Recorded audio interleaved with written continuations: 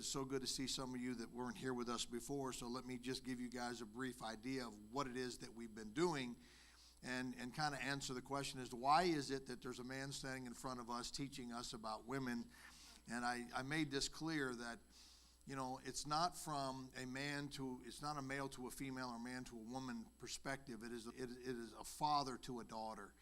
I've understood the value of that relationship. I call it the X factor. It's mama's little boy, daddy's little girl. And when the father relationship is not what it needs to be, you know, albeit that maybe some of you maybe viewed your dads as perfect, as was said earlier, there is even that within itself can create things in you that still leave you empty. And fathers have the God-given responsibility to make sure that their daughters are secure. We're going to talk about the three things today that you guys really need to hone in on. And when a father doesn't do that for whatever reason, it leaves these empty places and these voids inside these young ladies. And they spend their whole life trying to fill them. And they do it through career, occupation. They do it through relationships. They do it through financial success. They do it through whatever. They do it socially. They try to do it socially. There's an old song, Searching for Love in All the Wrong Places. And it's not just a matter of love. It's a matter of fulfillment. I have actually seen people in relationships, both men and women, that have love relationships, but they're unfulfilled. And that's a mystery. Why does that happen? You know, and so the idea is to begin to raise up women. And that's the focus of this in this area, that can begin to find the fulfillment that I believe only comes from God, but it also comes from the awareness of how God made you to be. And oftentimes these things they're not focused on enough, because usually in a quote-unquote women's meeting setting, the idea is let's just create some social experience. The problem is you go into that social experience, and sometimes it actually makes some of those things that are in you, it makes it worse. You know, I've often found that there's a lot of women that actually don't like being in the fellowship with other women because they don't like women and being around women. They'd rather be around guys because, you guys know what I'm saying? Okay. So it's not just about sitting around and playing games and baking pies. You have to get into the heart of where women are, because when you do that, now you unlock their potential. You unlock all that God made them to be. And when you do that, then they can go into those social environments, and now they can go into it in a healthy manner. And so the idea here is that what we want to do is we want to begin to break down some of the falsities that exist relative to and deal with some of the causes for some of the things that have transpired, over the last century with women, and some things that we can actually pinpoint and begin to understand why it is that women do the things they do. You know, there's a cause for all of it, and there's a cause for why men do what they do. You know, when God created the man in Genesis chapter 1, verse 26 and 27, when God created man, that word there means mankind. It's not that he made a male. Matter of fact, it says male and female created he them. The creative process was that God made mankind.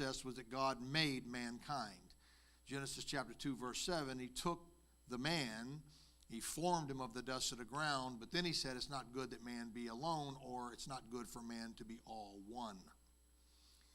So he put the man to sleep, and out of that man he brought the woman. And this really, it's really not as mysterious as we would like to think. I think we need to come back to Scripture with a more simplified approach to it. And one of the things that I want to deal with today, I call it the principle of the woman.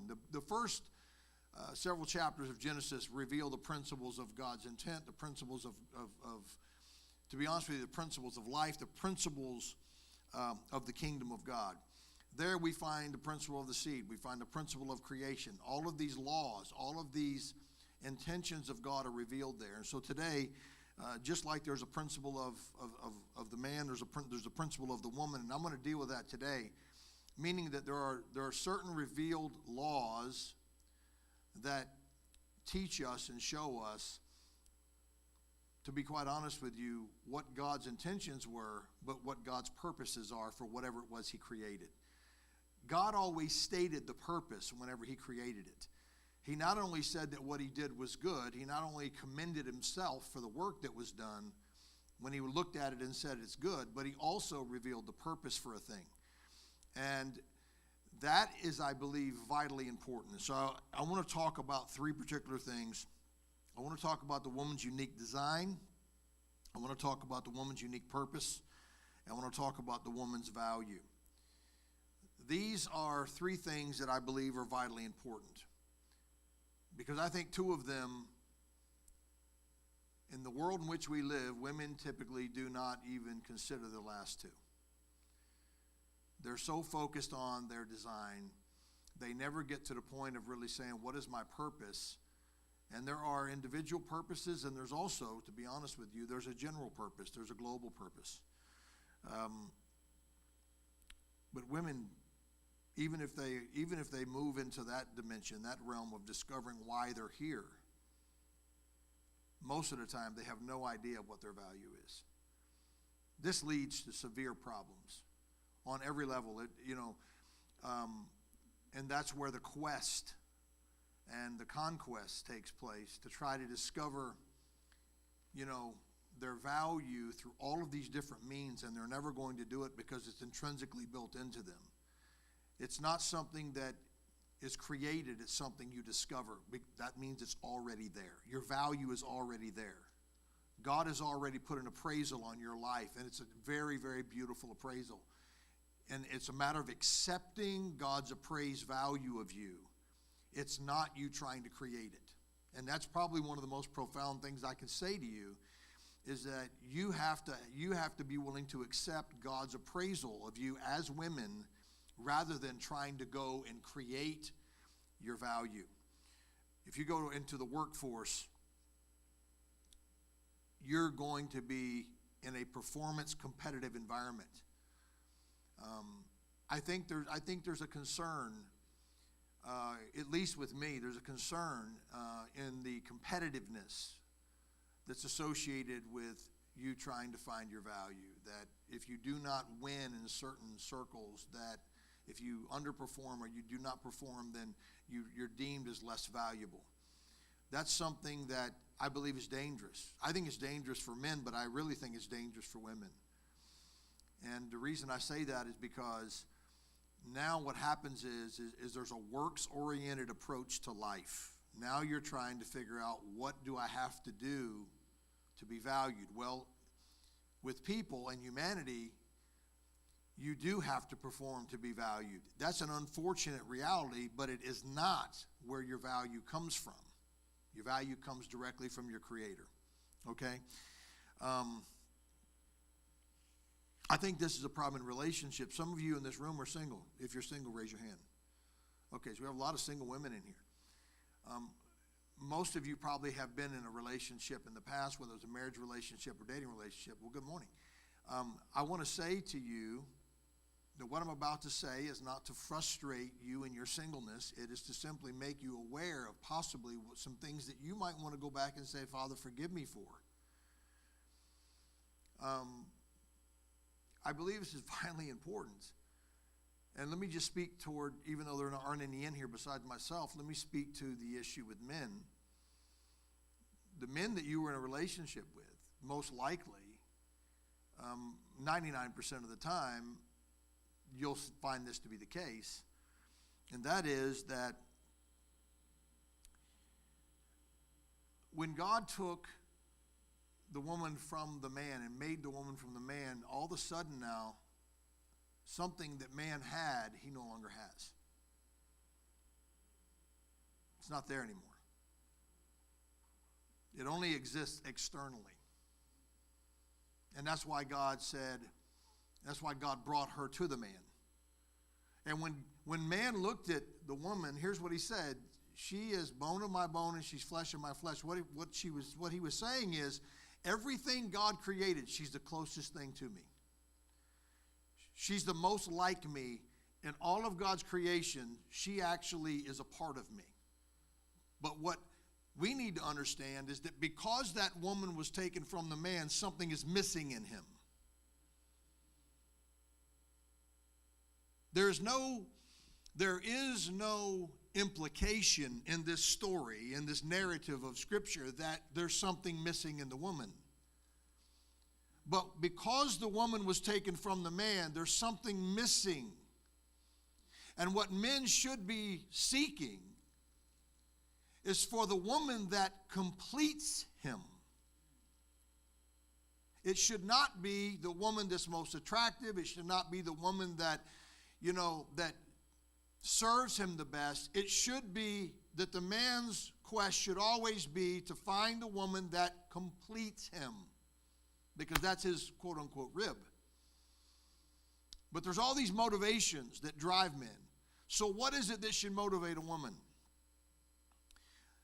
And this is where maybe some of you need to go back and say, God, maybe part of the problem that I had in my relationship, and I believe healing in these areas is important, because all of you in here, we can't talk about your value this morning without going back and maybe doing a little bit of kind of, recalculating and reevaluating that maybe some of the relationships that you were in that you're not in now, they had an effect upon your value. And the reason they did is because you were made to feel worth less because you were in a relationship. So, what is it?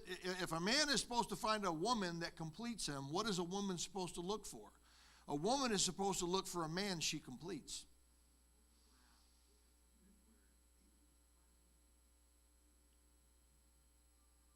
Because I'm going to tell you something. It will never be hard for a man to love a woman that completes him.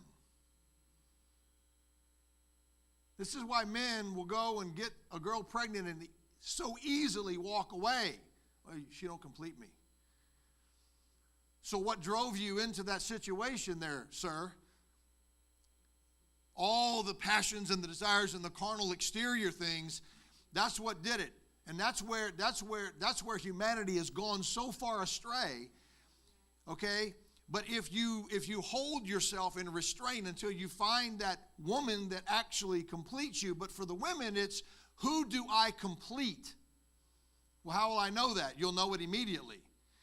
Because there'll be something that will be complementary about your lives, not competitive.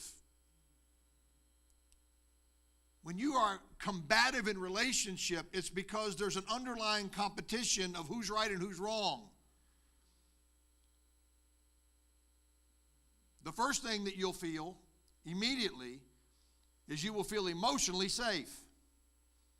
Now, women understand that. When I say that to men, they're like, what are you talking about, emotionally safe? But women understand that, right? Because emotional safety is, there's something about being in the presence of a person that when you're with them, you feel, and this is what fathers are supposed to be giving daughters. And some of you did not grow up with that emotional safety with your fathers. And so therefore, you don't have a standard for it. And because you don't have a standard for it, you're out here trying to find it in a man. And if you find a man that's sort of like your dad, you think, well, it can't be that bad. But boy, that don't turn out so good. And it's amazing to me how some of you say, my dad was not really great to me, but you actually get in relationships with men that are exactly like him. Oh, the light's bothering you. I'm thinking, what happened here, Joanne? I mean, you guys on the third row didn't take a shower or what? Yeah, those lights can definitely be annoying. That one right there is right in front of my face. Well, if you see me squinting, you know why.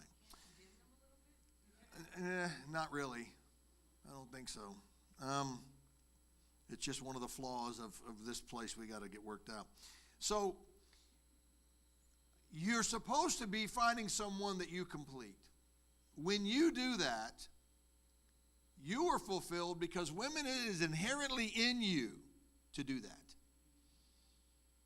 This is why you love children so much. You love your children because there's this connection, right? And you want your children to need you.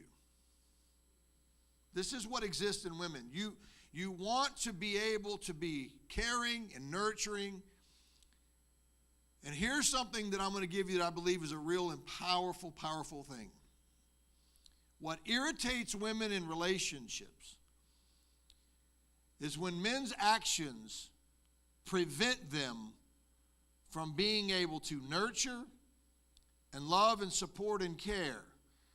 That creates angst in women towards the man, because his behavior is creating something in them that doesn't allow them to be that. And if the man really knew it, he would stop doing those things, because he would know that if he would stop doing those things, it would unlock the potential and the power of that woman in his life.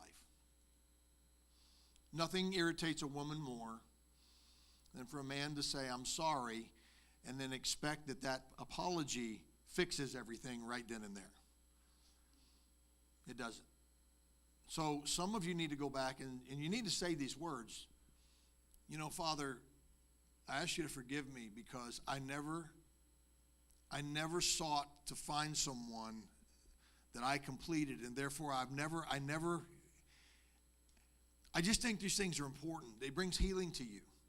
And it begins to make sense to you as to why certain things didn't work out. Because this whole time you thought maybe it was my, what did I do wrong?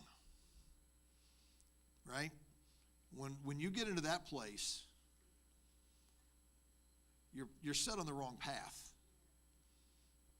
I will tell you this right now, and I mean this. Hang on, don't stop my thought. Okay, I lost my thought. When you do that, I can't remember what it was. Go ahead. It's all right.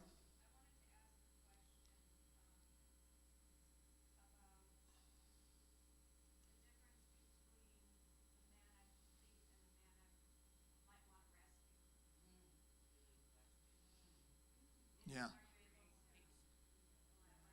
Yeah, that's not your purpose. Your purpose is never to rescue anybody. Only God can save. Only God can save. And I want to tell you something right now. If they're in need of rescue, the best thing you can do for that person is pray for them, not get into a relationship with them.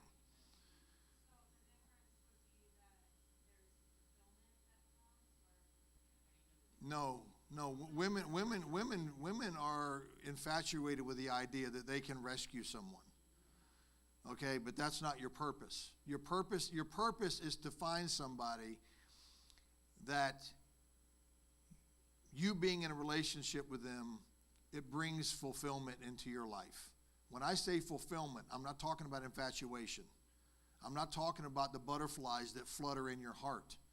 Those are all emotional reactions to chemistry or to something like that. I'm talking about a sense of safety, a sense of emotional safety, a sense of compatibility, where you can walk away and conclude one of the most fundamental things that needs to be discovered, and that is nothing about this relationship is trying to force upon me change. You spend all this time letting God deal with you. You spend all this time letting God heal you and deliver you and do all this stuff, only to get into a relationship where you're not good enough for someone. What does that say to the work that God's done in your life over all these years? I would say that that's pretty disgraceful, right? That we would get to the point of saying, well, and it's also unreasonable. Well, how long has God been working in your life? For 6 years. Oh, and this person thinks you're going to change in 5 minutes? See, you don't even need to come to counseling and say, is this the guy? You should immediately know that you can move right into a complementary relationship.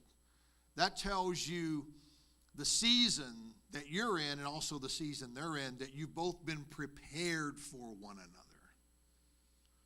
And God does that, by the way. Okay? So yes.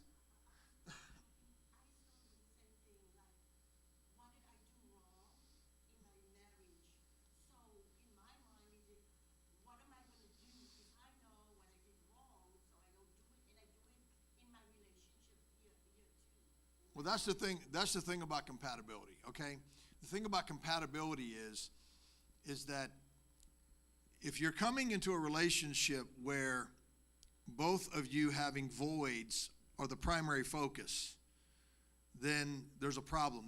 You're not going to be compatible. You're going to spend your whole time trying to change each other. Compatibility means that where I am and when I am fits where you are and when you are. We grow from here together. In other words, I don't view you as dysfunctional where you have voids. If you're right for me and the timing of it is right for each other, then you are not going to despise each other's needs. You're going to actually grow from that point together. There's going to be a willingness and a compatibility that says, you know, God's done all this work in my life as a man. He's done all this work in your life as a woman. And so when there's this coming together, you're both still broken. You both still have things in you that need to be worked out. But there's something that complements one another. And there's graces there. And there's understandings there that say even when in our imperfections, we're going to grow together from here. If there's this constant need to change each other, I can tell you right now, run away from it. Run away from it, okay? So let's deal with, I gave you 3 things. Number 1, your unique design. Number 2, your unique purpose. And number 3, your value. Let's talk about unique design. I think that it's interesting when you're talking about the distinctions between men and women and the complexities that go with that. Women are designed to be emotional creatures. And I'm going to tell you that it's directly connected to your purpose. Women do very bizarre things.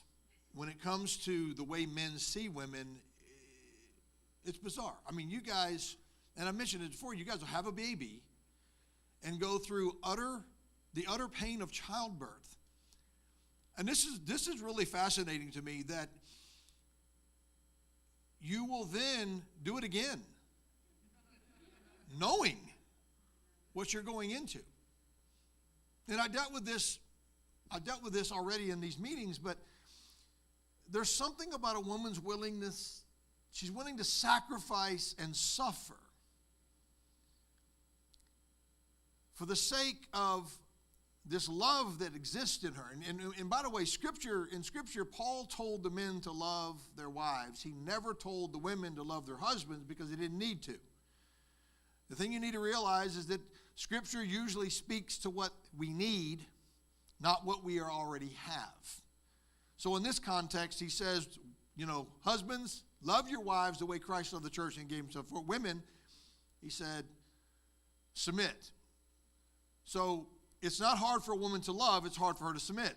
It's not hard for a man to submit to the rankings and orders. We see this with a centurion when he came to Jesus. He understands authority, but it is very hard for him to love. So Paul's speaking to the need in each of them. Women, by design, are, you know, and there's this great man who I believe he explains women's thinking and the way their brain works in such a beautiful way. He talks about it. It's like an emotional interconnecting freeway. Bzzz, the wires are just going in 1,000 directions, and you know they got all this going on, and they're thinking and in their mind bzzz, like this. And men just sit over here, and they have little tiny compartments in their brain, and one of those compartments is empty. It's the nothing compartment, and that drives the bzzz crazy for a man to do nothing, or for anyone to do nothing, because bzzz, it's just your normal. That's your normal mode. It's just bzzz. And so because of that, there's agitation with the lack of certain productivity. And so women are made, by the way, let me just, if I can, let me empower you with some things here. The virtuous woman was not barefoot and pregnant. That's a westernized idea. Okay? that women have been reduced to being someone who just, pops out babies and cooks and wears an apron all the time.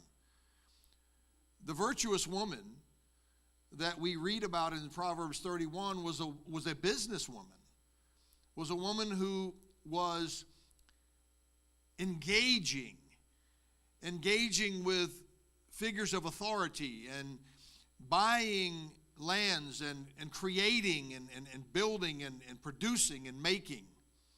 That is God's description of a virtuous woman. I don't know how we've moved from that to having someone who basically just sits in a corner and just, has babies, and that's not the correct idea. It's wrong. When a woman cannot be creative, she's losing a part of herself. And that creates an anger in her that may be expressed outwardly, but it's not toward those it's expressed to. It's just one of those things. Why are you angry? I don't know. It's like when you ask a woman who's crying, why are you crying? I don't know.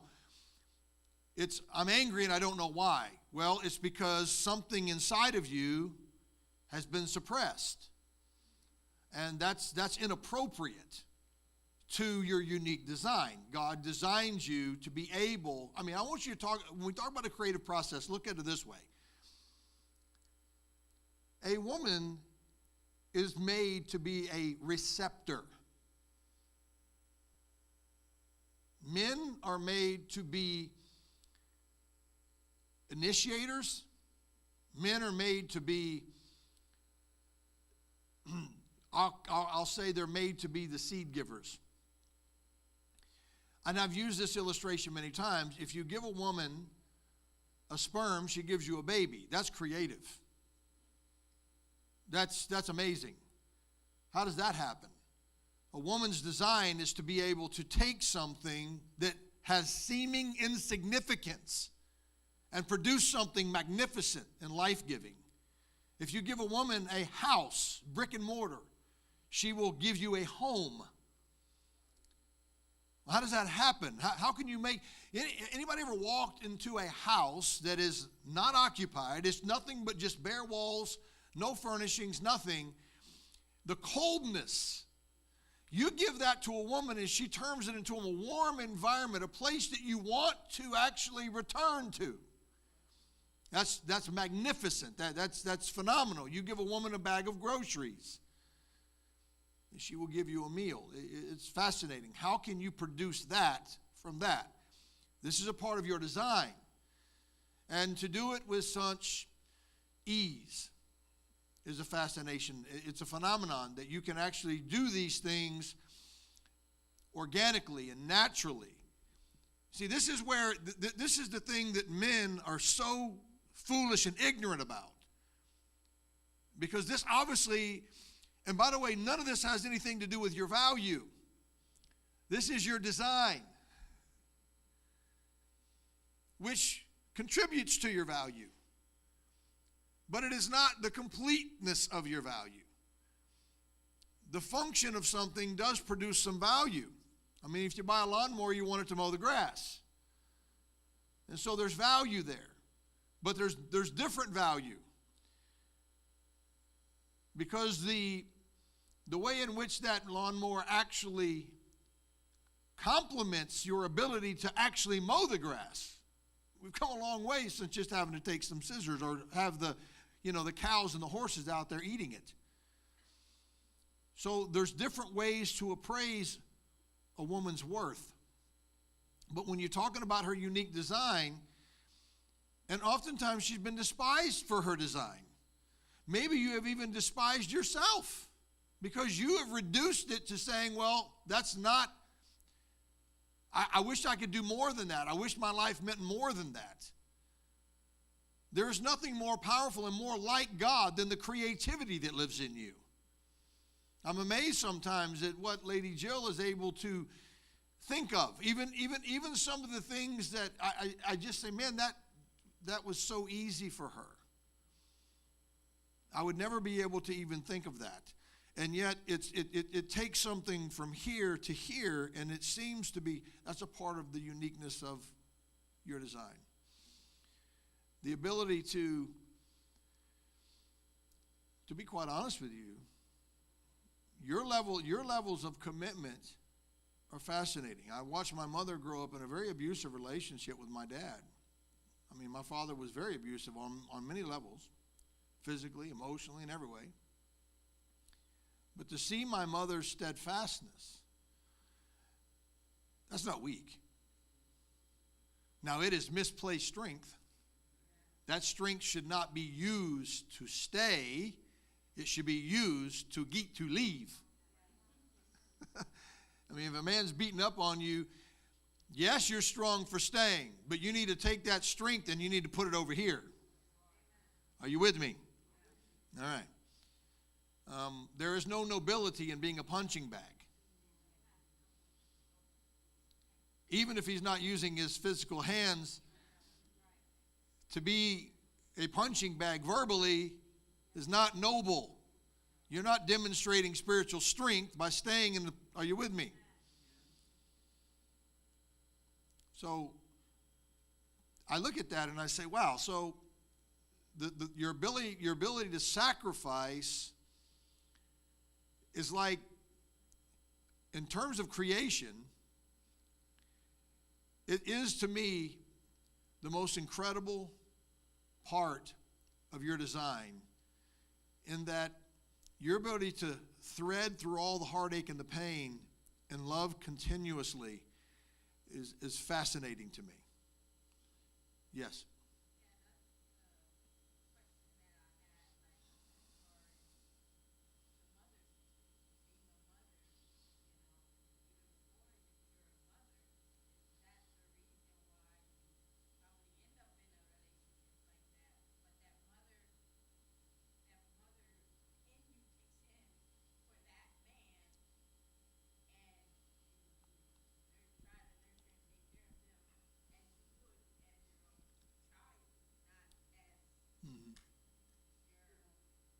Yeah, and that speaks directly to, that's a good, we'll transition right into it as another part.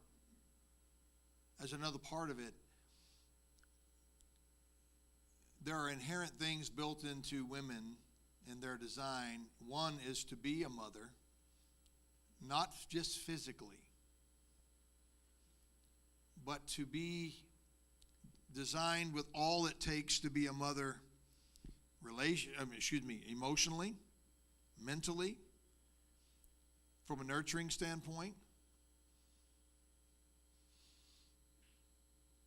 If a woman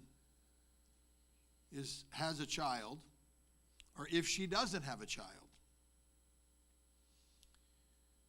the instincts that exist in her to be a mom, still, you could say to some degree those things are activated, because now there is a child that she has given birth to that she can now express all of those motherly things toward. But don't think for a minute that those things don't exist in you prior to actually having a child. And so if you don't marry a man, you marry a boy, which I don't recommend, then you will naturally step into those motherly characteristics, right? And you will feel like you're mothering them. And when a woman is mothering her man, he feels smothered. It's the smothering of mothering.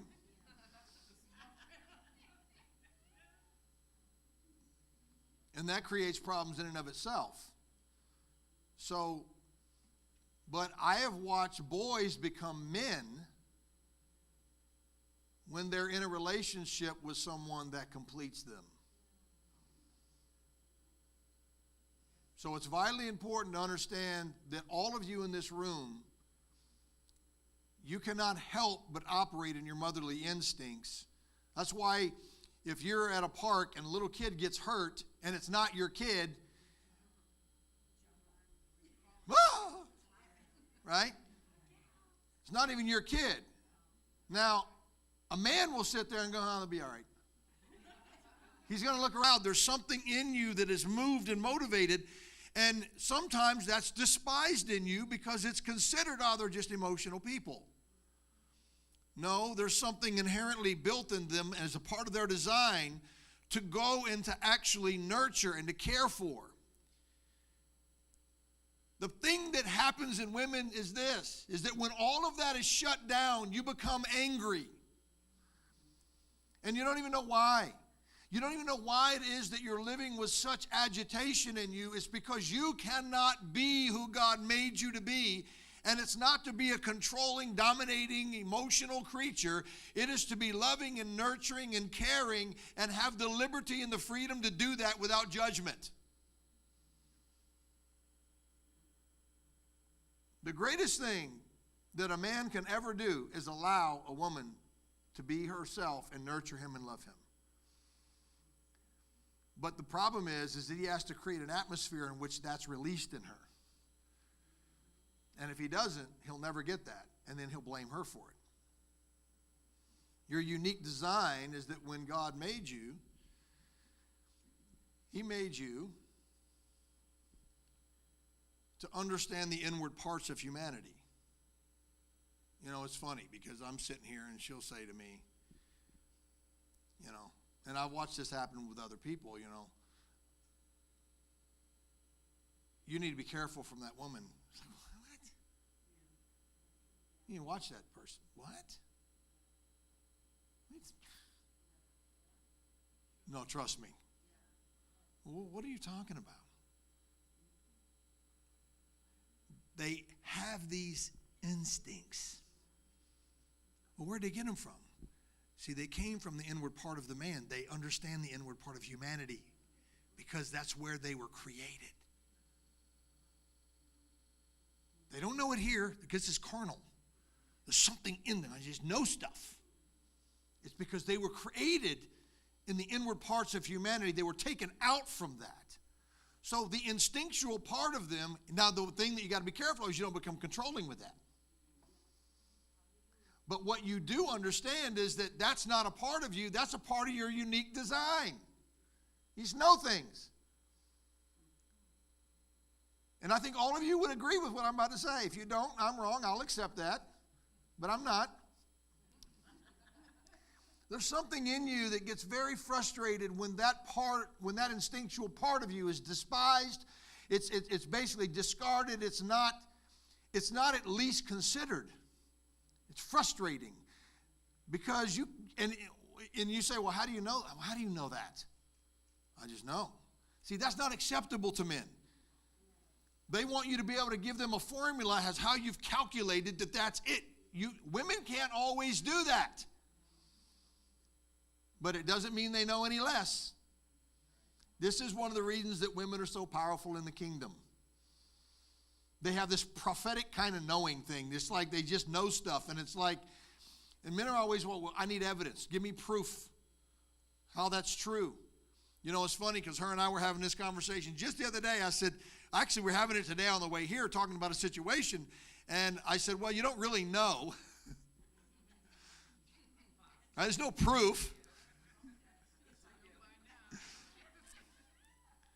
You can't sit here and tell me I know because of this and this and this and this. There's no scientific, biological, whatever proof. There's no proof. You don't really know. But in her, she knows. She knows. And because that is there, that's a part of your design. It's powerful. You know, you and I have had this conversation, right? Some things just flowing out of you right now. I think that's why you're so useful to God. And I want to say, don't let anybody despise that. You need to figure out how to build the proper structure around that and parameters around it so that it's not just, what good is water that don't have channels? Do not be a flood. Be a guided river that's flowing in a certain direction.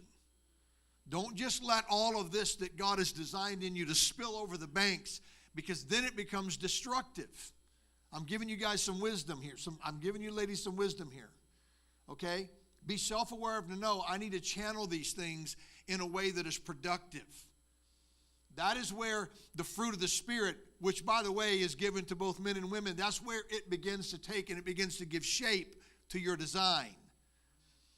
But do not let anyone despise all of that you've been designed with because of the fact that they can't understand it. But you also can't despise it because you don't understand it.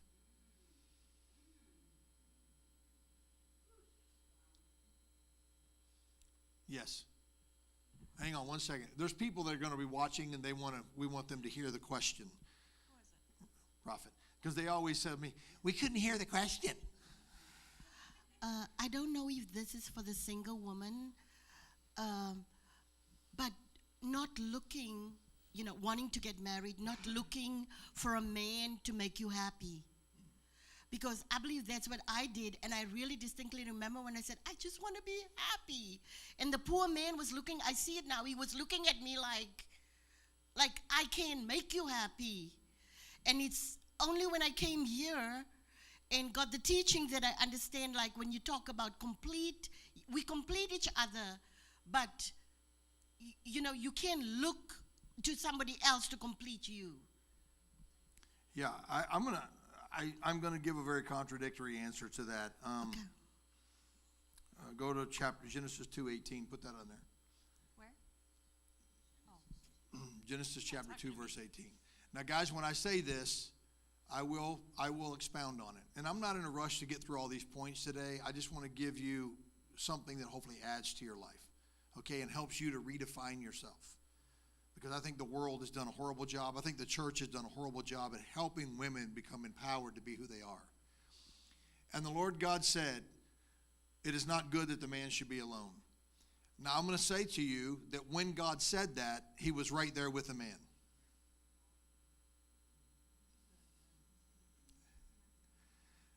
So this idea that all we need is God didn't have that opinion. So I say that to you not to pressure you to go get into a relationship, but I say that to you to understand that the desire in you to actually be in a meaningful relationship is not inappropriate, it's not ungodly, and it's not something that is extraordinary, regardless of how old you are. God was there with the man, and he said it's not good. God, how could you say he's alone when you're there with him? I mean, I thought all we needed was you. Well, God deemed it necessary, watch this, for the productivity of the human race, that there be a complementary source in the man's life. And the value to the man, okay, in this situation is an equal value to the woman. Because God, when he did what he did by putting the man to sleep and taking the rib and making a woman and bringing her back to the man, he said, oh, this is bone of my bone and flesh of my flesh. She shall be called woman, which is man with a womb. I'm going to say it again, a man with a womb. Womb man. This is part of mankind that has the ability to be, that multiplies. You guys are not additions. You're multipliers. That is what you are designed for. Multiplication, not addition. And this is another component of this whole thing in the human race. This is where women need to understand that I have the capacity and the ability within me to take something and actually to multiply it exponentially. What you should always be looking for are the seed moments in your life. Where is God planting seed in my life? Because if he's put seed of any kind in me, I can multiply it. This is why the Hebrew women, this is why all of them were anticipating that they would be the one that would get that visitation from the angel of the Lord that said, favored are you among women.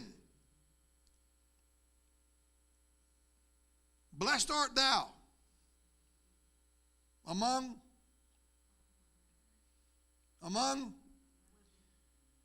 wow, not mankind. Next thing you know, her body starts to take a different shape. Can I tell you right now, I believe it's a demonic assignment against every single woman that's ever been born when they become overly critical of their physical shape. You have attached your value to how you physically look. when the greatest thing that you could ever do is become deformed in order to give birth to something. This is how God designed you. You know, the most beautiful woman that you'll ever see is the pregnant one. She has what we call that glow. Isn't that fascinating? It's the same way in the spirit realm.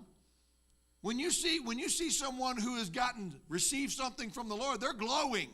They're about to give birth to something in the spirit. There's something.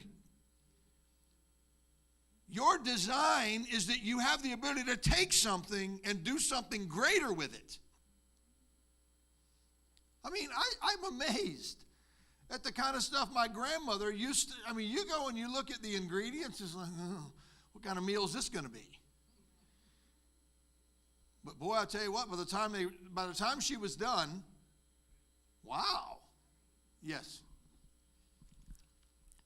As women, we have to understand the power that we have in that multiplication part of us and discern the things that we choose to multiply.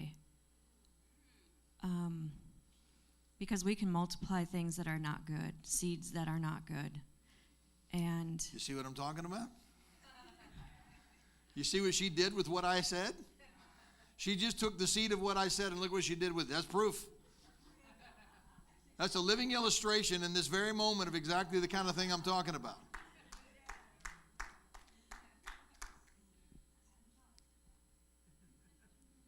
Isn't that the truth, though? How many of you guys know that faith is faith regardless of what it is put in?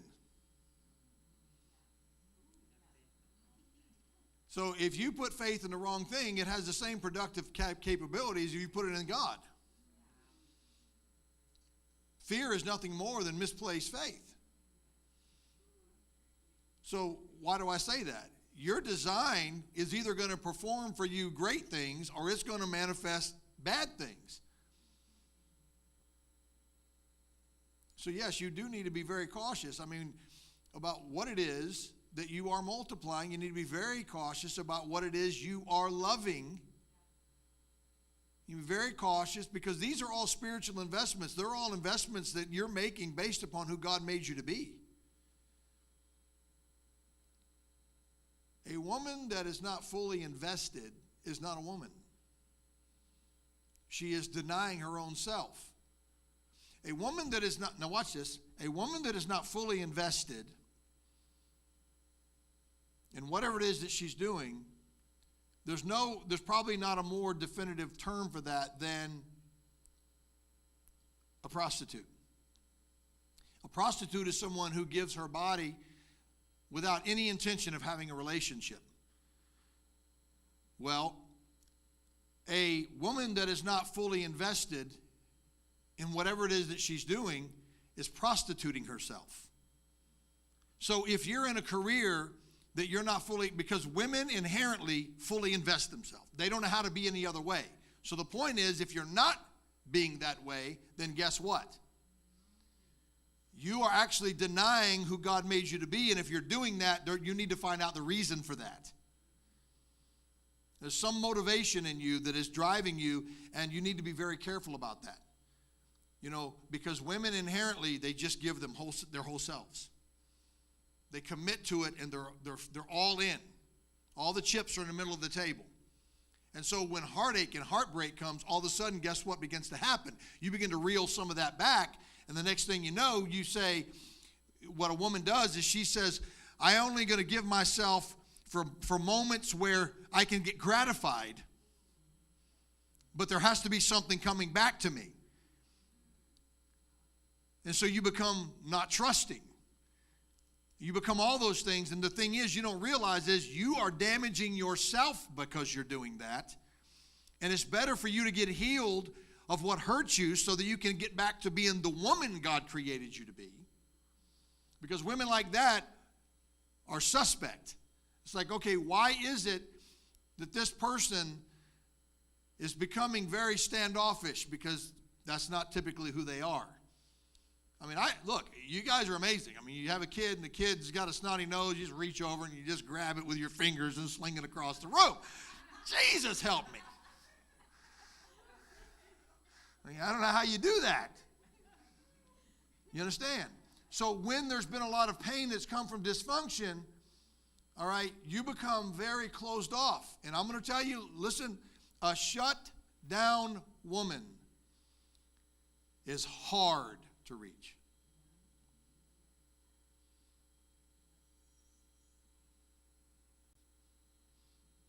I always tell men when they come in to talk to me about their marriages, I always need to gauge where, if the wife's not there, I need to talk to her to find out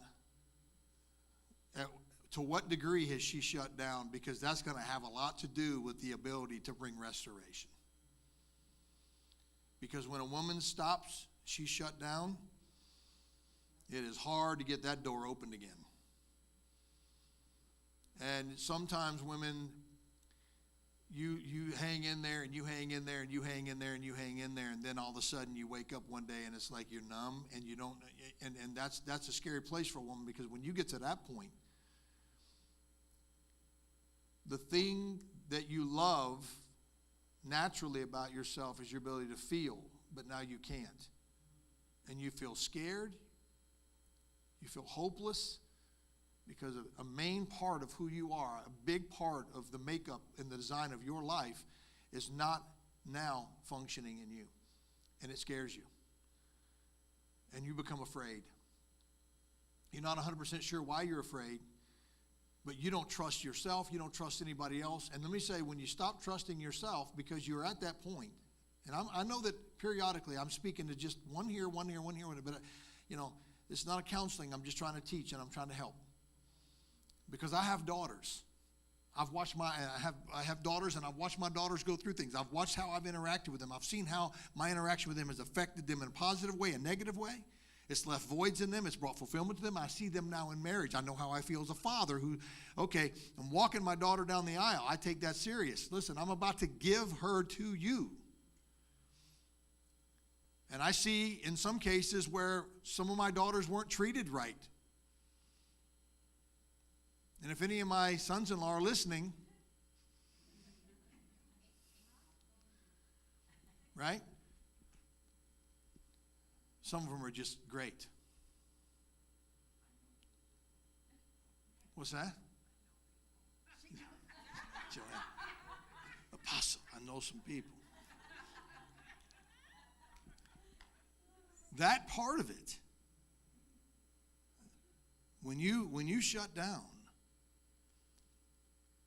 you almost have to be reborn again. And I'm not talking about being born again. I'm talking about you have to really, really come to a place where you're surrounded by such unconditional love. And how does it happen? See, your unique design is that God put all these amazing things in you. And I want to say to all of you, your ability to complement and your ability to be a multiplying factor in the earth is God-given. And if you deny that in yourself, you're actually saying, God, I don't trust your design.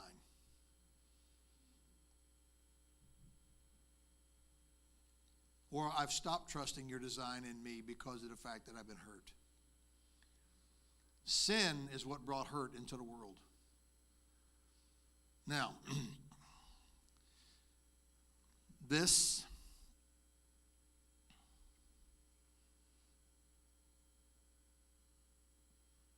leads into purpose. Your design is connected to your purpose. It's just no different than a person who has gift. You've all been given gifts. When a person has been given a gift from God, it reveals their purpose. If they've been given a gift to sing, it probably means that part of their purpose is singing. Right? If they have been given a brilliant mind, their purpose is going to be relative to that brilliant mind. If someone was given the ability to articulate, communicate, convey, and to expound upon Scripture, there's a good likelihood they're called to be a teacher or a preacher. But those are graces that come from God. say it again. Those are graces that come from God. So, your purpose, you all have an individual purpose, but there's also a global purpose for women. And that purpose is connected to the reason that God made the woman in the first place. It is to be a source of complement to humanity. In other words, where there are voids, vacancies, and shortcomings, whether it be shortcomings in business, shortcomings in ministry, shortcomings in relationships, women, you are made to come and to complement, not control.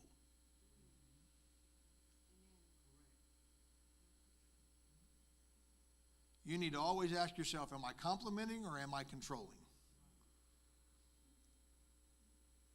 Did I hear a little chuckle come from back there? There's a fine line between the two. It's easy to compliment, or it's easy to control and think you're complimenting. So what does it mean to compliment, not control? To know the line that is not supposed to be crossed. Okay? So why is it that control usually happens? If you're dealing with incompetency, I need everybody to hear me.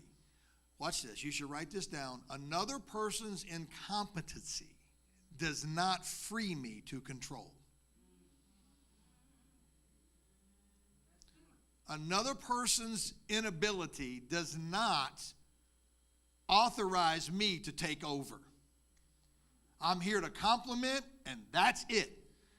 The point in which you need more than my compliment, you need to find somebody else. Because I'm not here to do that. That's not my purpose. God didn't make me. God did not make me to till the ground. He made Adam to do that. I'm just here to hand him the till. I'm just here to give him some input. I'm here to advise. I'm here to consult. I'm not here to do that. A lot of times women find themselves tilling the ground and get mad because they're tilling the ground when they never should have tilled the ground. And when you get into relationships, if you ever till the ground once with a man, he will never till it again. I'm trying to help y'all. I tell men all the time, before he gave you a woman, he gave you a job. Go get one, and he'll give you a woman. Hello. Am I helping you? So you need to understand your complementary limits. When you come into a situation, like let's just say y'all were to come together and we're going to have some sort of meal here and everybody prepare. When you come in, you find where you can complement, not where you can take over. Delegations are vitally important to the well-being of your soul as women. If you were not, listen, and why do I say that? Because how many know that God established Deborah as a judge? She knew where she was to complement. God raised her up as a complimentary judge because all these judges were men that God had raised up. She was a complement. The king, guess what he needed? He didn't need somebody to control the kingdom. So guess what? Who did God raise up to go into the king for such a time as this? As a complement. She didn't go in and try to. Jezebel went in and took over. Jezebel was a queen who was supposed to complement Ahab, but Ahab had issues, I know. He wanted her to till the ground. Don't get with men that want you to till the ground.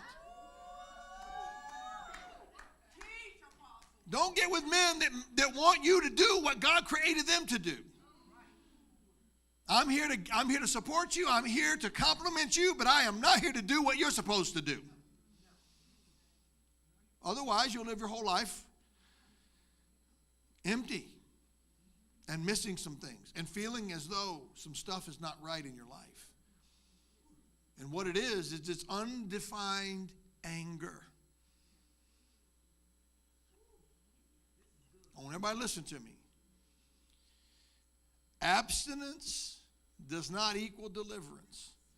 Just because you ain't yelling don't mean you're delivered from the thing that makes you want to yell.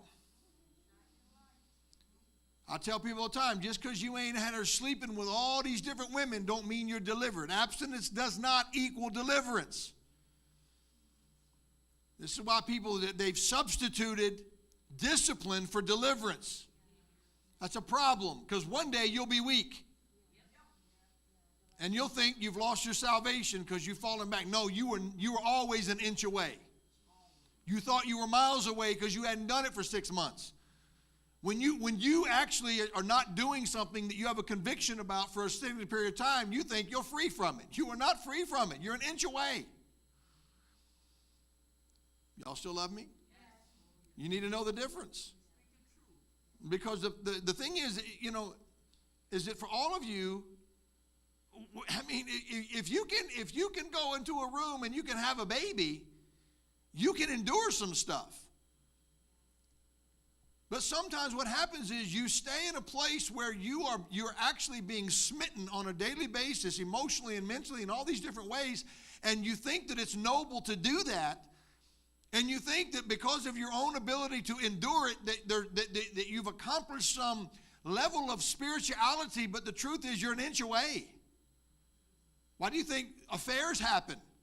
Well, I don't know what happened, Apostle. I just, I ran into this guy and met this guy and boom, it happened. No, it didn't. It started happening a long time ago. It just manifested in a moment. I'm talking to women. When I talk to the men, I got a whole different message. Trust me. So your purpose is connected to your design. And therefore, God intends for you, it's purposed in you to be creative, to multiply everything in your environment, to enhance everything in your environment, to make it better. This is your purpose. So if you go into a workplace, it is expected from God, it's expected that you will make that place a better place by the way you conduct yourself and by what you bring to the table, the offering of your life to that particular business or that ministry or that relationship. It is expected of God because this is what He made you to be. A multiplier, a creator, someone who has the ability to put the polishing, finishing touches on something. That's expected of God.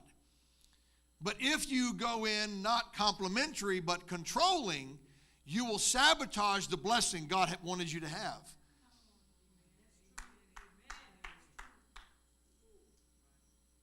And this is why God said through Paul, women, submit, because that's not inherently in them to do.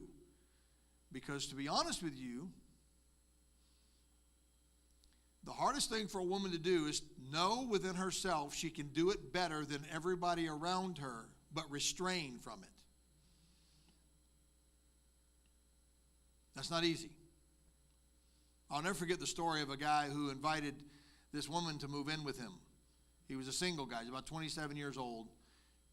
And he goes to work and he comes home and his entire house had been completely redecorated. I mean, she had pink everywhere. I mean, the whole house was completely transformed. And the first thing he says to her is, "What in the world did you do?" And the first thing out of her mouth is, "Doesn't it look so much better than it did before?" See, in her mind, she made it better. In his mind, she took control. Isn't it amazing how each of them had such different perspectives? Yes, it's within her to make it better. But know the limits of your complimenting so that you don't go over the line and begin to be controlling to the point of where now you become a nuisance and all of the value of your compatibility and all the value of your contribution is discarded because of the fact that you didn't have the ability to restrain yourself. I'm going to say this, and then I'll come to you. The beauty of who all of you are. Please listen. Your beauty is more beautiful in smaller portions. Sometimes you want to do too much when all that's needed is a little. She's bringing you the mic. I was just going to say, do it a little at a time. Yeah, do it a little at a time. You're saying that from personal experience.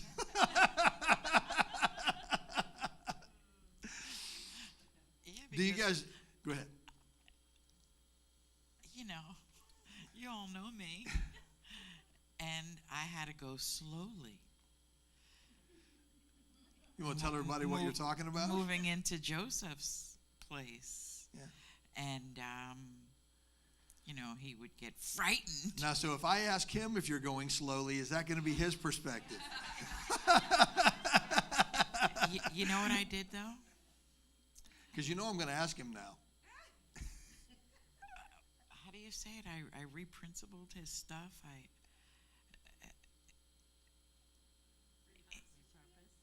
Repurposed it. That's it. I repurposed it. So things that were important to him, I made a place for.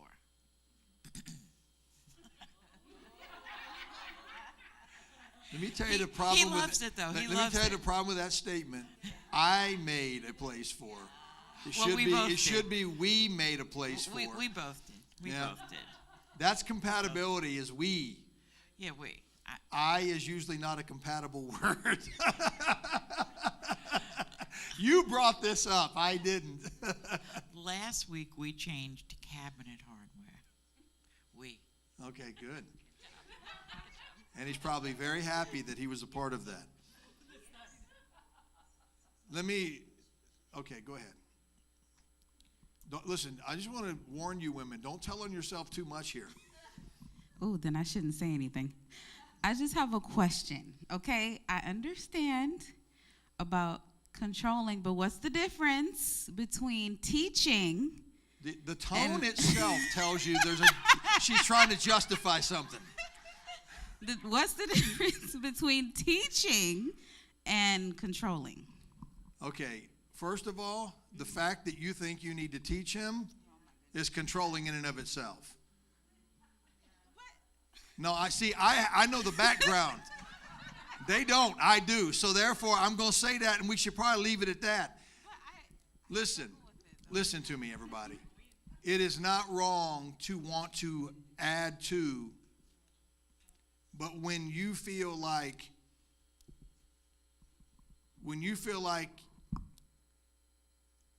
if you don't teach them, okay, something is going to be left undone that you deem necessary. You are not trusting the Holy Spirit to be who He is, which is the teacher. The best thing for any of you to understand is that whether you're a man or a woman, the information that all of us need, it comes to us much better by the Holy Spirit than it ever will from one another. She has told me things, and I'll go in and say, man, the Lord just spoke to me about this, and she just looks at me like she wants to kill me. I've been telling you that for how long? You understand what I'm saying? So when the Holy Spirit drops it, so the best thing you can do is pray for them that the Holy Spirit would, but here's what you got to understand. I'm answering your question. He may not need them to know that as soon as you want them to.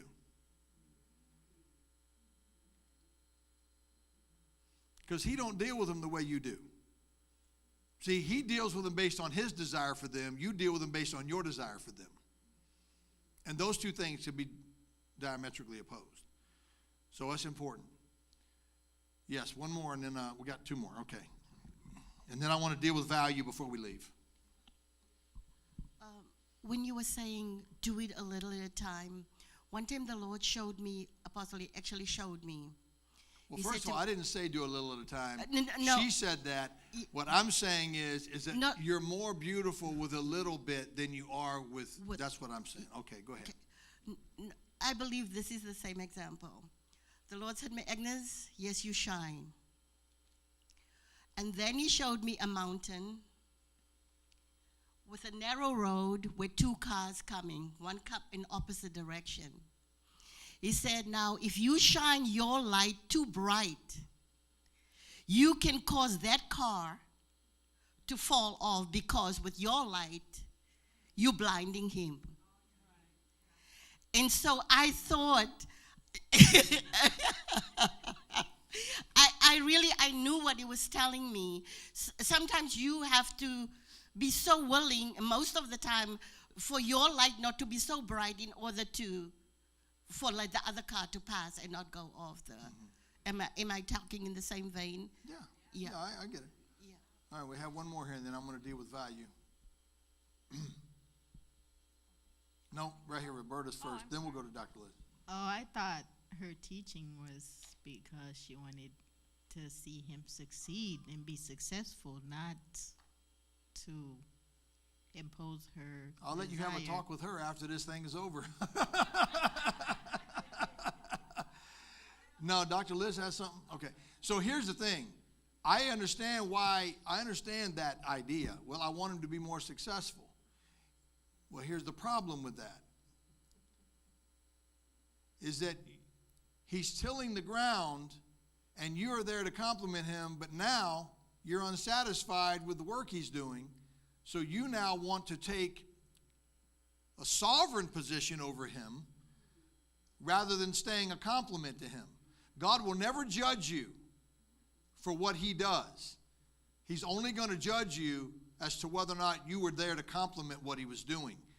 You can't control what he's doing and how he's doing it. That's the Lord's job to do that. So there's judgment that's being made if we're evaluating his work and assessing that it's not satisfactory. That's the Lord's job, and that's it. So I want to deal with the issue of value real quick. This won't take me but a minute or two. If you do not know your value, it means you have not established a standard of appraisal that determines how you should be treated. If you do not know your value, then you have no standard as to how someone should treat you and what's acceptable. There are non-negotiables that should exist in every single one of you. It should not change your commitment to kindness and to love. But what it should do is it should motivate something in you that says, I'm going to kindly refuse the offering of lesser value in my life because I know who God created me to be. It doesn't mean you get on your high horse. It just simply means, and this is why, I would date my daughters. Take them and show them how they should be treated. It's important. Because as a father, and I wish I had done it with all of them, and I didn't. But the fact is, when you do that, and you go through all of those things with them in that process that show them how they should be valued, and then fathers need to tell them, but some of your fathers didn't. Some of you, well, they did by not telling you. What's the number one thing that a woman wants? She wants someone to listen to her and to hear her. If your own father doesn't do that, what's happening is he's leaving the greatest void in you that could be, and that's your value, because women determine their value. They determine how someone values them by how they listen to them. A man who says, I love you every day, but doesn't listen to you, you do not trust him after a short time because you think that he's being dishonest. Well, if you really love me, then you would just sit and listen when I talk to you, which is it's torture for men. Do you know why it's torturous? It's not torturous to listen. It's torturous that at the very end of listening, they have to accept the fact that they're not there to solve all the problems that were just presented to them. Because men that's what they do. They solve problems. But to sit and listen for an hour or 30 minutes and not be able to fix the problem, that's where the torture comes in. But women don't want to be fixed. They want to be listened to. I tell men all the time, stop offering solutions unless they ask you for one. Because what you're doing is making them feel like they're broken. Because you're always trying to fix them. It's not easy to do for a man. I'm just telling you, it's very difficult. I mean, if a man pulls in and sees the lawn's grown, it's high, well, let's mow it. They walk in and they see a hole in the wall, to patch that up. It's very difficult for men to be presented with a problem and not, well, the carburetor went, well, let's replace it. Think of a man knowing that the battery's dead in his car, and you say, well, I don't want you to replace it. I just want you to know it's dead.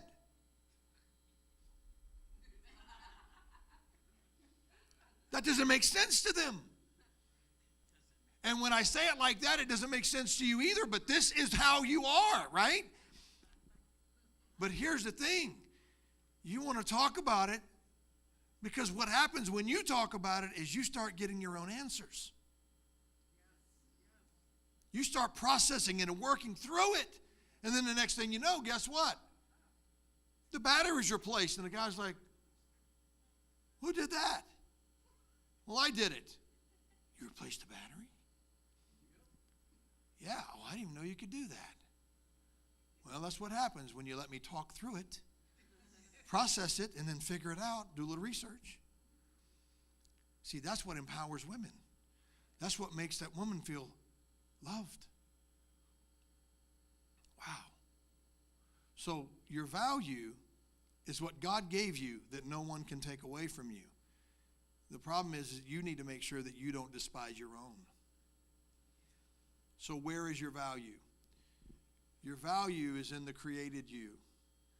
Your value is in the beauty of who God made you to be. Your value is that you were made to be a major contributing force in the creative process of God. That you were the answer to a complex situation. You were God's answer to a world that needed to be subdued, replenished, and cultivated. And God deemed that you were necessary in order for that to be accomplished. You were to complement in order to produce something that could not be produced without you. And that alone speaks of how you are needed. And the truth of the matter is, if you get into any relationship, any occupation where you do not feel needed, women want to feel needed. They really want to feel needed by their children.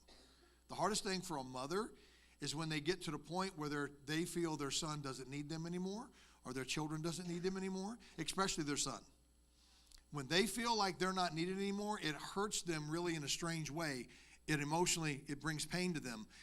And that's why you'll see them begin to do things to re-engage that child's need for them.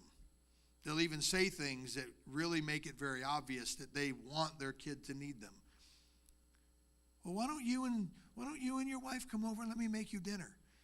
Yeah, they want to spend time with them, but they want to recreate that moment when they were the one preparing a meal for their kids. This is why they are so about family. This is why they love that part of it, because they want to be needed. They want to be needed.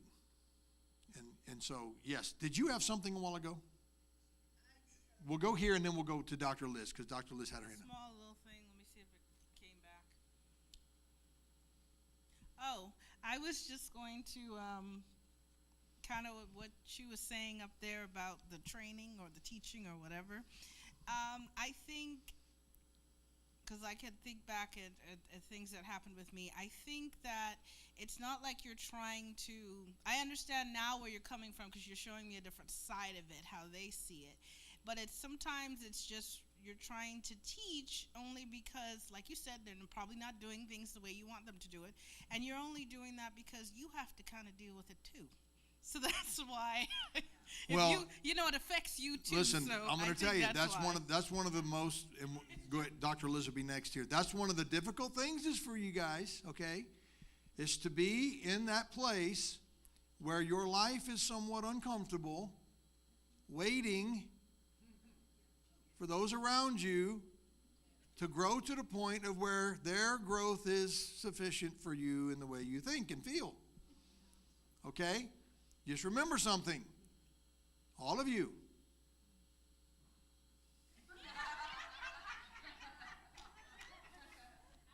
If you chose to be with that person, and let's just hypothetically say in their underdeveloped self, your choice of them does not authorize you to try to accelerate their growth. That's right. You made a choice, live with it. Well, I get up because I'm short. But when you were talking about the children, and this is something that I came to recently, and that is that sometimes we give too much.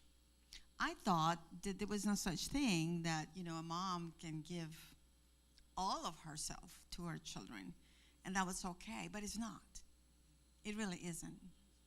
I think sometimes because we carry the baby, because we do all these things naturally, we're programmed to do more than what we should. And we need to take care of ourselves. Don't feel selfish. And I'm not talking about nails and, that kind of stuff, that too, but more of a inward taking care of you, cleansing yourself in the Lord, and also giving yourself of the Lord things that you need emotionally, because children drain you emotionally. They take just about everything. And I really depended on that. I depended on that feedback of the children, which I always have had.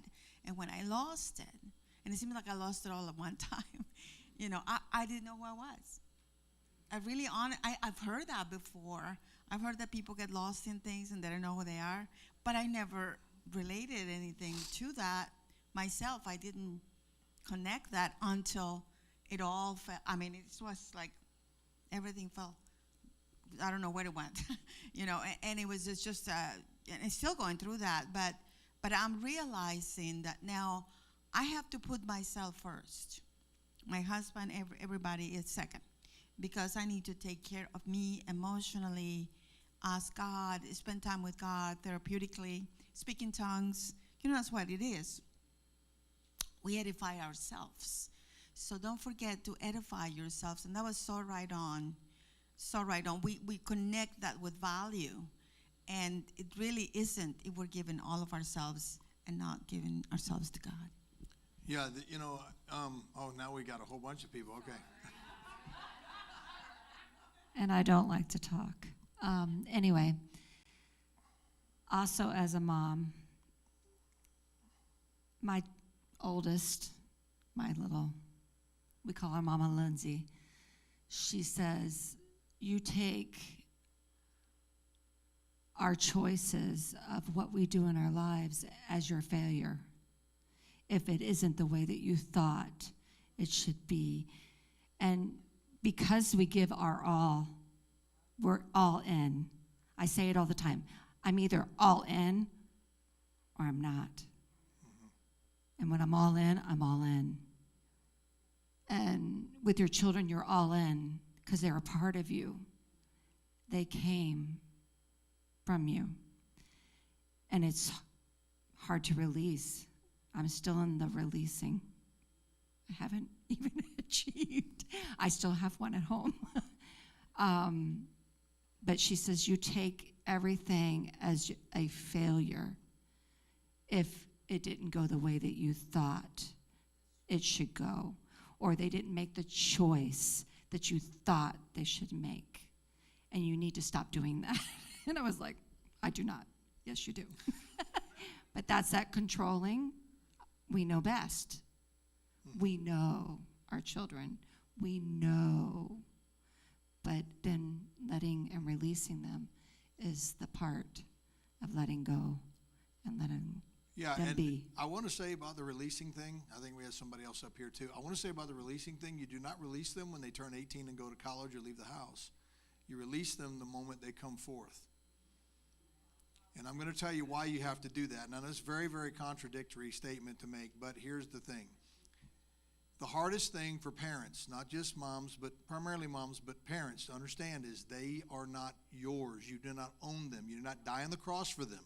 You are stewards of them. The moment they're born is when you need to start promoting in them the discovery of their own purpose and you complementing that.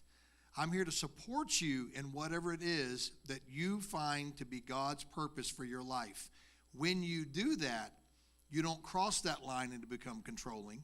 And the other thing that you realize is that because they're independent in purpose and nature and all those different things, you have anybody who has multiple children, you look at all of them and say, oh my gosh, how in the world could they come from the same two people, yet they are so uniquely different? This one is completely different. It's weird. It's because they came from God, right? And they all came with a unique, distinct purpose. And so at that moment, we begin to say, my commitment to this child is that I am going to complement, I'm talking about the women, okay?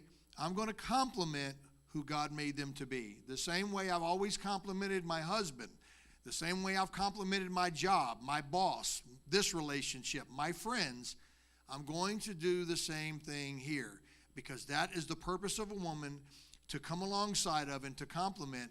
And so your whole life with them is helping them discover why they're here. And once they do that, your commitment is to complement that. It is not to tell them that's not why they're here. I knew a man, and matter of fact, Dr. Miles Monroe writes about it. This man is a doctor. His son was a doctor. His grandson became a doctor. His grandson, this guy was such a brilliant doctor, he was at one point receiving all of these commendations because of the brilliance of his medical profession.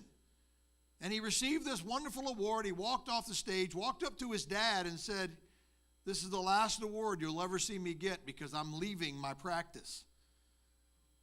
Well, what are you going to do? God made me to be a musician. And so the guy packed up and started traveling around the country playing music because that's what he felt his purpose was. But the family structure is, your grandfather was a doctor, I'm a doctor, you're going to be a doctor. And that man lived in unfulfillment his whole life because you move from being complimentary to controlling. Who else had something up here? Right here. Okay, first off, I'm single and currently searching for the kingdom man that I can compliment. Okay. But how do you do that? Because when I was just dating before I even came to church, you know, there's that pole out there that's this big, and then you go to church and it goes. And I'm like, oh man, I've been single since 2011. How is this ever going to work? And now I have to grow within the kingdom. And then, I don't know, like, I live in a retirement state. Like, how do you find someone that just keep on going to church things, keep on? The first thing that you do is you realize that it's not your job to find them. The first thing you do is realize that, you know, and let's just take you specifically, right? I mean, just the amazing way God brought you here to a place that you feel you're kind of divinely connected to is the same way God will bring that person into your life. I mean, you could be sitting at Applebee's and somebody walk in and there's some weird, strange thing that happens to actually introduce you to someone, and next thing you know, you got another testimony of how great and amazing and how awesome God is at bringing the person into your life. When that kind of trust is put in your Heavenly Father, because what did we say 2 weeks ago? Our Father knows what we have need of before we ask. Can I use you as an example? Okay.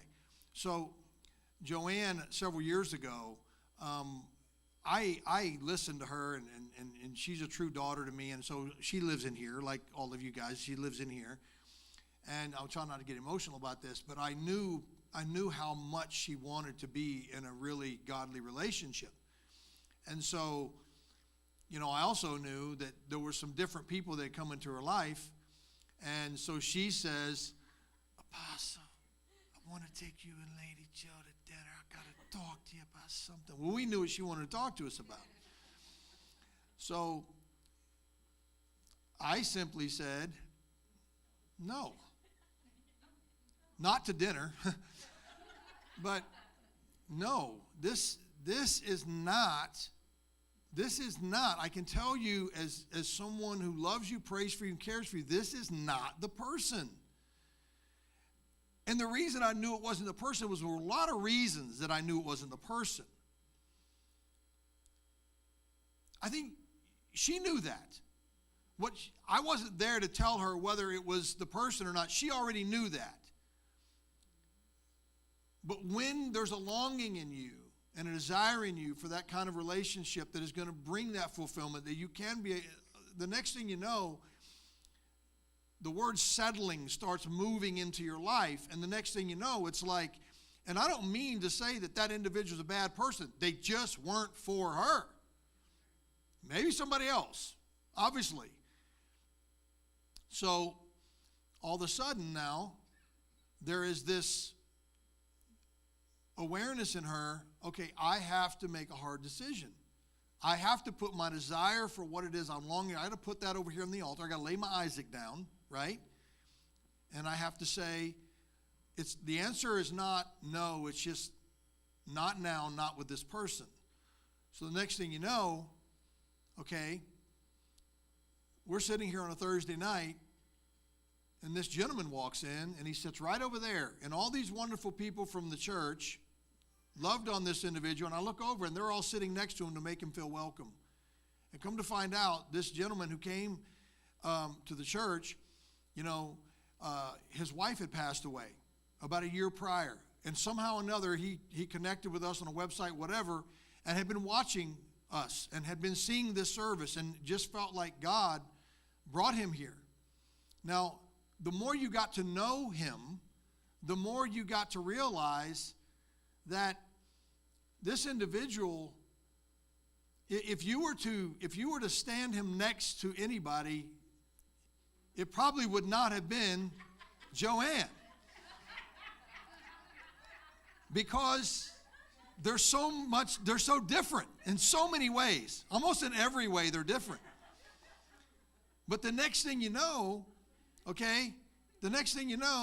here they are, and this relationship begins to bud. And it's funny because someone else called me. They didn't call me. Someone else called me because they were observing something. And I just thought, this is perfect. I never had a doubt about it. I knew immediately. The same way I said I knew no was the answer over here, I knew the answer to this was yes.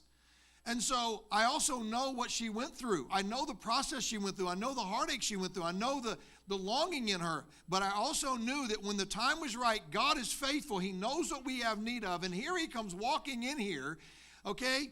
And the funny thing is that when I started talking to him, I started chuckling. I had breakfast with him or lunch, whatever it was. And I'm sitting there under my breath and I'm laughing and I'm thinking, only God could do this. Only the Lord could do this. And the funny thing is that when he came here, nobody knew anything about him, but God had given her a word years ago. He said, you're going to marry a teacher. And here this guy was a professor and a teacher for 30-something years, okay? So she had a word. The guy that she brought me and her to dinner for, trust me, he had need of teaching. And I will say this, she forewent marrying a boy to marry a man, is what she did.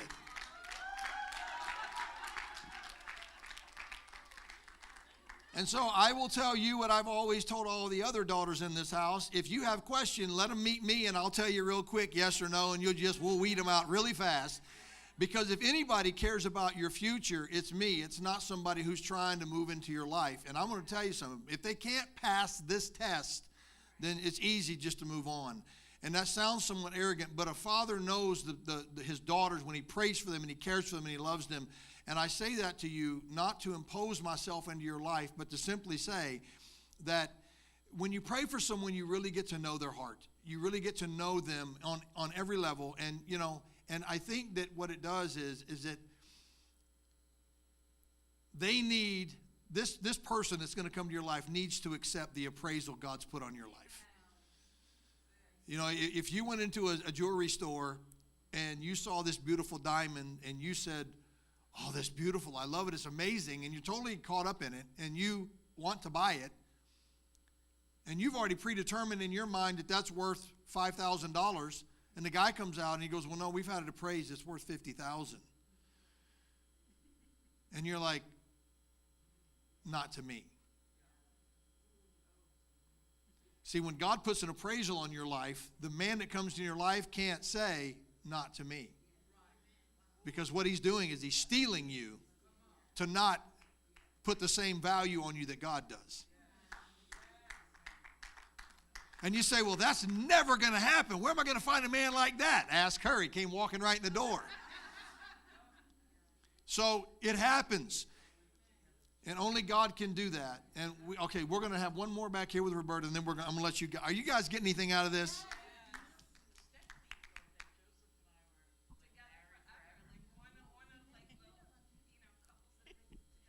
See? It's because in one way they have eternally been put together because God did it. Yes, ma'am.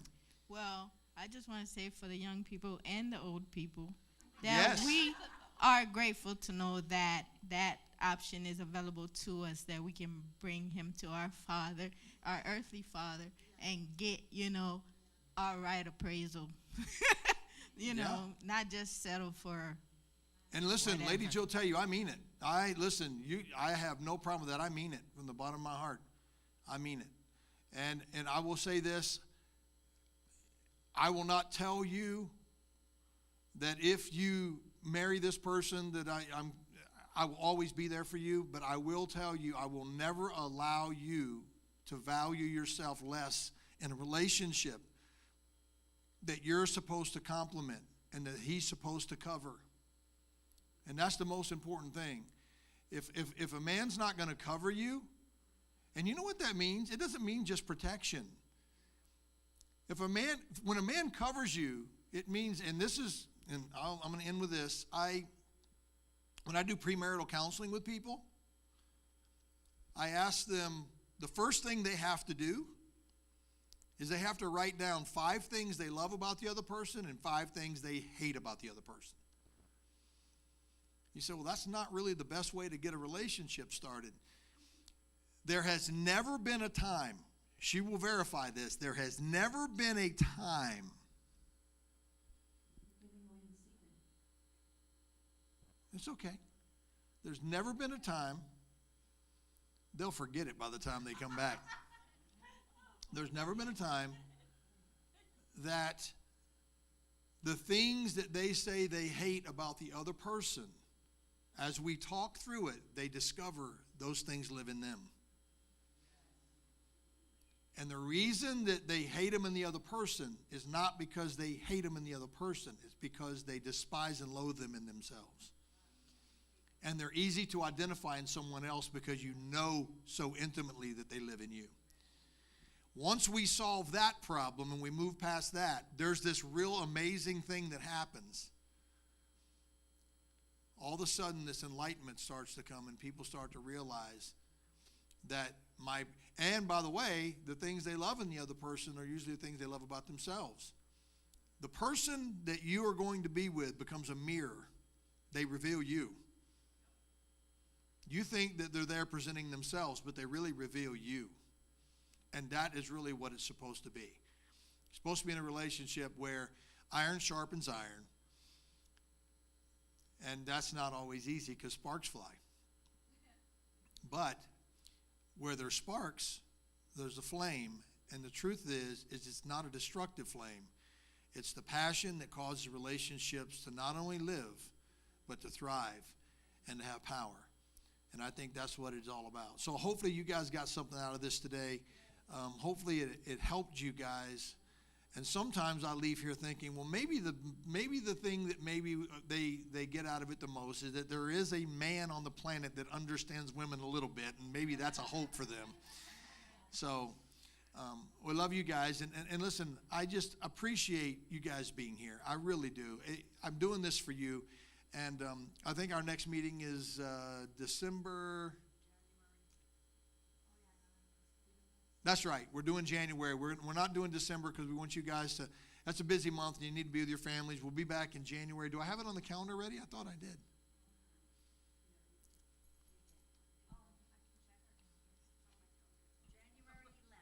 January 11th. Okay. So we'll meet back January 11th. And guys, I'm going to be honest. I'm going to stay in this kind of a structure until I feel the Lord lead me out of it. I'm not always going to be the one guiding this women's group, but I'm going to do this until I feel we've accomplished some things. And I really feel like this has been really productive. And my intention is to also do this with the men. I'm going to be getting with them the same way, because I personally think that the greatest problem with men is they're ignorant. And I say that not as an insult. Well, the Bible says, husbands, dwell with your wives according to knowledge. It wouldn't have said that if there weren't some ignorance there. Yes.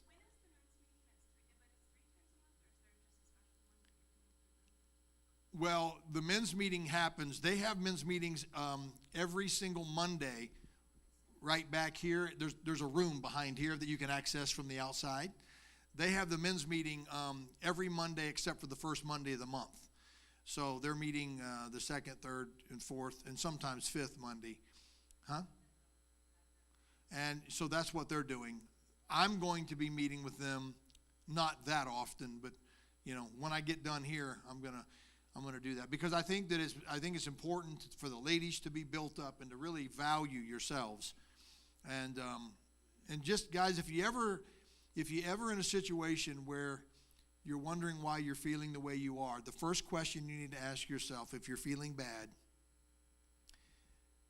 is something or someone on the outside, or am I myself? Am I devaluing myself? Am I diminishing my value? Because that's usually, women want to be valuable. That's an innate desire in them. They want to be told they're beautiful. They want to be told all these things about themselves. And by the way, just so you know, and I said I was going to end, let me say this. If I could give you any advice. Ladies, please stop asking questions that the truthful answer is painful to you.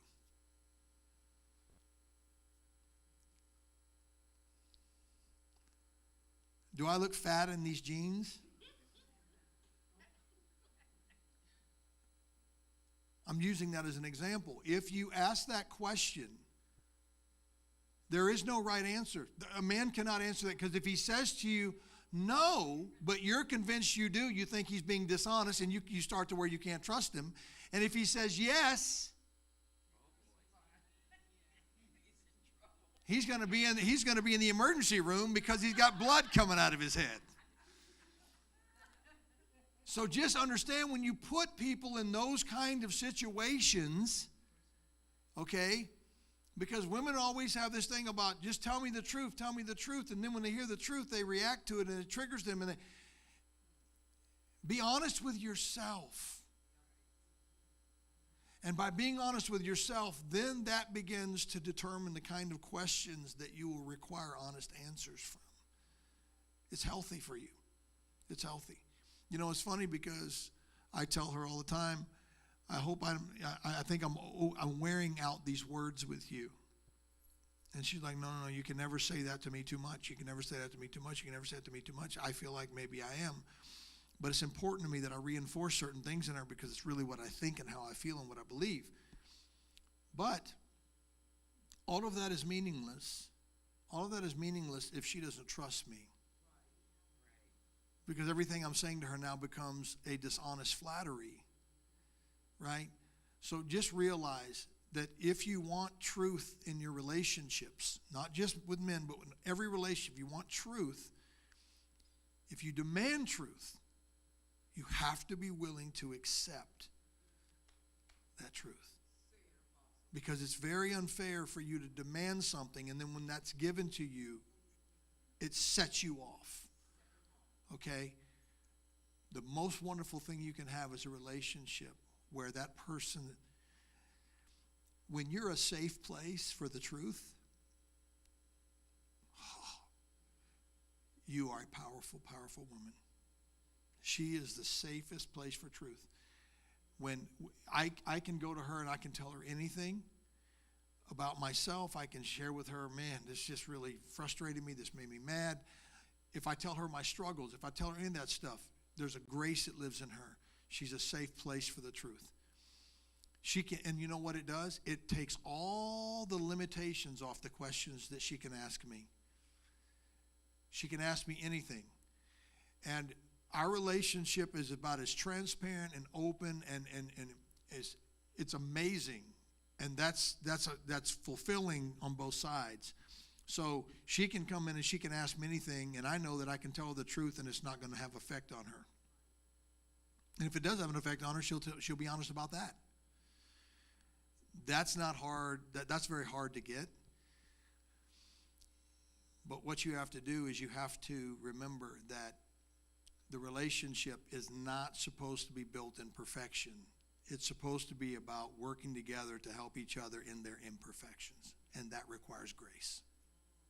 Love you guys. See you tomorrow. Oh, and great seeing you ladies here. Thank you for being here.